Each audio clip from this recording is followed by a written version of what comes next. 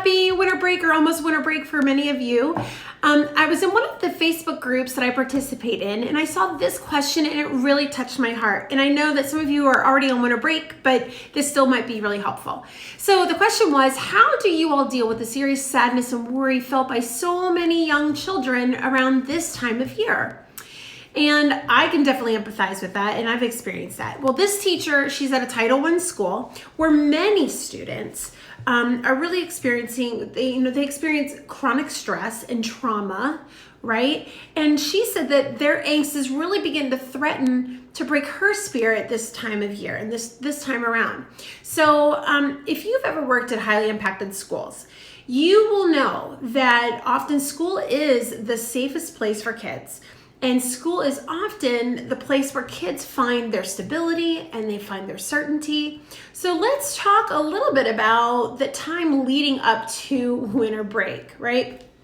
So specifically for the kids who are coming from highly distressing or traumatic home lives.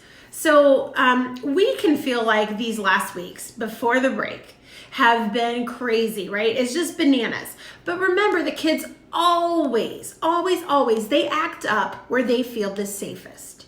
So if your kiddos are going completely bananas, it's because they feel safe with you. So remember that.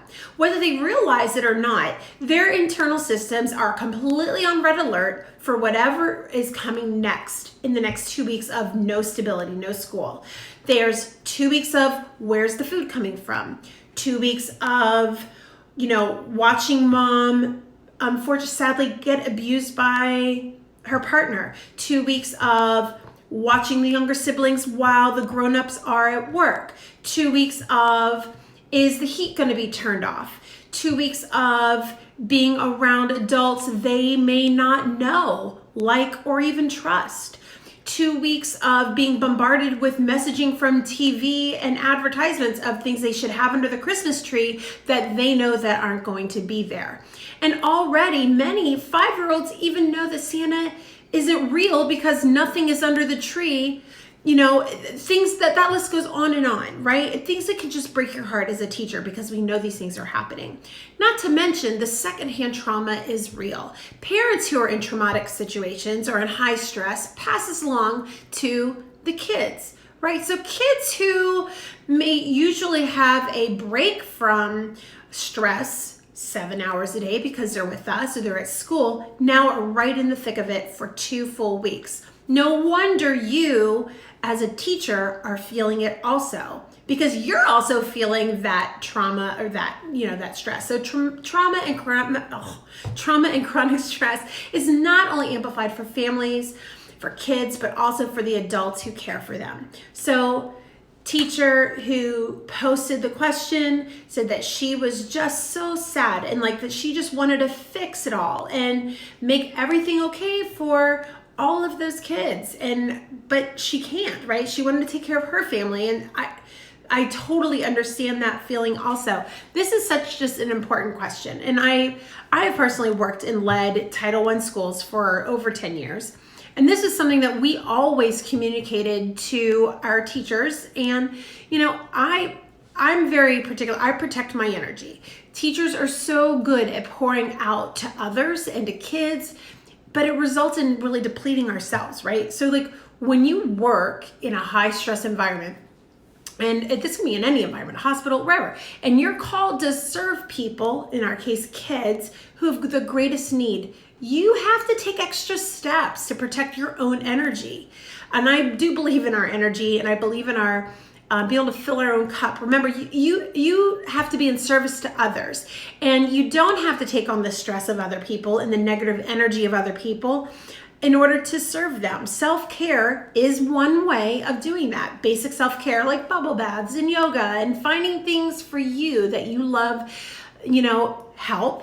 But protecting your energy goes far beyond that. I like to think of it like a formula for success. Here's something I do.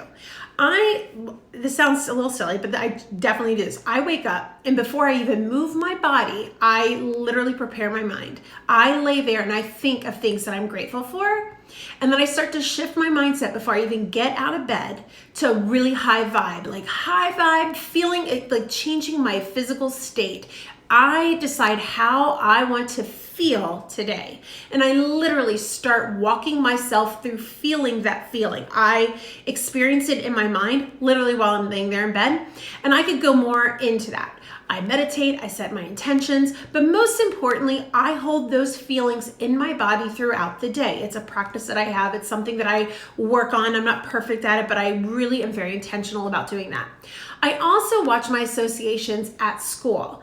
You are the 5 people you spend the most time around, right? This is true in your character. This is true in your income. This is true in your energy and stress. We might want to unpack some of that in other areas of your life. We could talk more about that, but let's just talk about our energy. I tell teachers to really guard your thoughts, guard your mind. The Bible says it too.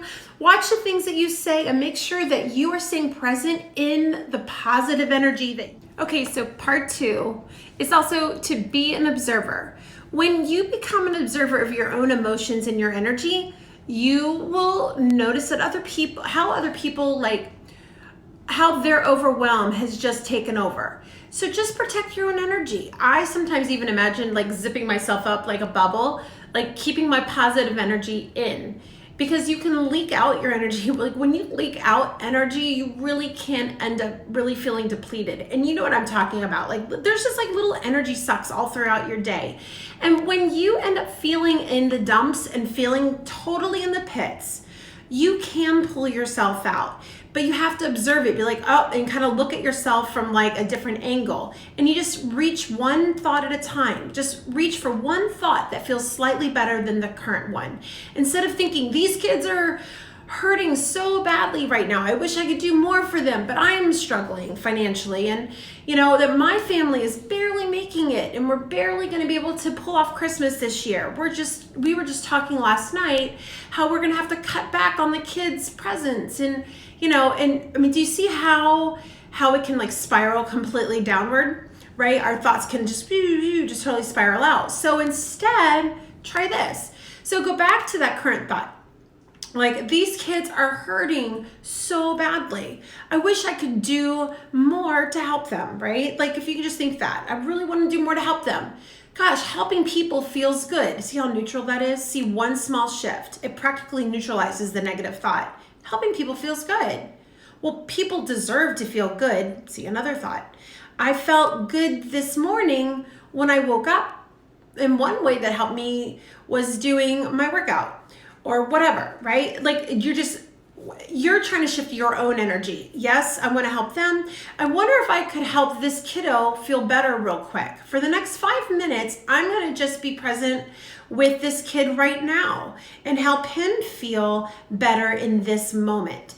So do you see how like one little thought can build on the next one? I want to tell him that he makes me happy. In fact, maybe we can do a happiness journal, or maybe we could do a happiness YouTube channel for other kids who feel sad right now around this time of year. And you can start to really think yourself out of the negative emotion. And you can start to really consciously build an opportunity where you have positive thoughts. And it takes practice. But your power to change kids' lives is completely real. But you cannot pour from an empty cup. You have to feel the feelings you want to feel and then hold them. You have to start getting super intentional. Protecting yourself so that you can show up fully for those kids every single day is your job. Your thoughts are the secret to your success and theirs. And you have everything you need already within you. We could talk about curriculum all day, lesson plans. We could talk about good centers. We could talk about all the things. But this is so important. Good luck, everybody, and all the love. I will talk to you later, and Merry Christmas. Bye. Hey, thank you so much for being here. And also, I want to let you know that if you are on YouTube, make sure that you subscribe by hitting the subscribe button, right? And then also you can follow me at Tara Boertzel on the Twitter and all the interwebs, the Twitter and YouTube and Instagram and Facebook and all the things. So please make sure that you go ahead and subscribe and follow and share and comment. And I want to know who you are. So leave comments and tell me all about you so I can get to know you. Also leave questions and comments that I can answer on any future episodes. So thanks so much and have a great day. Bye.